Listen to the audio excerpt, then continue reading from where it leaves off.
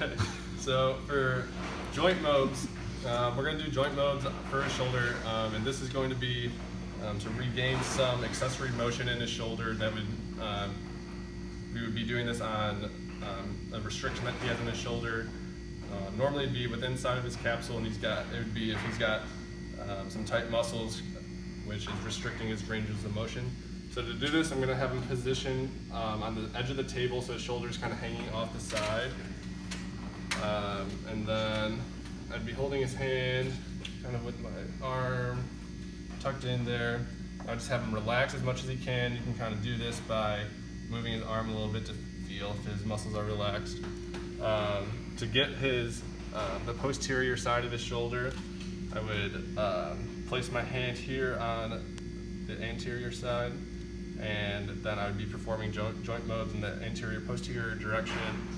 To get to the inferior side of the shoulder, I would position my hand here, and then I would, with this hand, go on the superior side of it and begin to push from a superior inferior direction.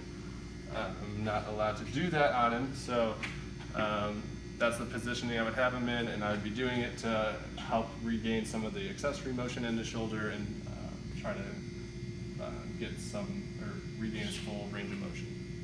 All right, Mary, so we forgot to do the knee joint mobs earlier, so I'm just gonna do it real quick right now. So to position the patient for joint mobs, we're gonna have him bend his knee to like a 45-degree angle, and then it helps if you can sit on his foot to kind of stabilize the lower leg, and it gives you a better line of pull, so it's like directly acting on the joint. So you're going to position my hands behind his knee and kind of feeling for his hamstrings to make sure that they're relaxed. And then to do an anterior joint mob, I'm going to be pulling forward towards me, and to work the posterior joint mob, I'm going to be pushing away from me, similar to an anterior and posterior drawer. So that's how you would position the patient and perform joint mobs for the knee. Alright, so I will be showing the proper amplitudes and force I would be using for joint mobs. So there's 4 joint mobs. A grade 1 is going to be small amplitudes at the beginning range of motion. So you can practice on a table. This would be simulating like a shoulder. So the full range of motion would be from the just touching the surface all the way down to pressing on the table. So a grade 1 is at the very beginning ranges of motion with small amplitudes, so it's just very little compressions, not going very deep. Grade 2 is going to be a little bit larger amplitude from beginning to mid-range. So you're going to start just a little bit of pressure on the table and then press about halfway down into the table, and you're going to go back and forth at about that speed, going from the beginning range of motion to mid-range.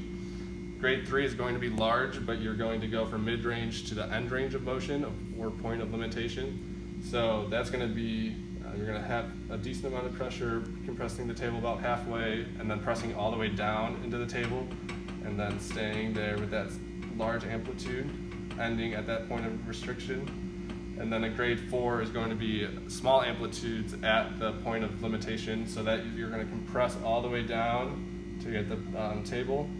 And then you're just going to have little oscillations, little amplitude right at that end range of motion. So grades 1 and 2 are going to be used for your pain and your spasm, to try to get a little bit of elastic change. And then grades 3 and 4 are going to be used to get your plastic changes, to get like some permanent changes in that joint capsule.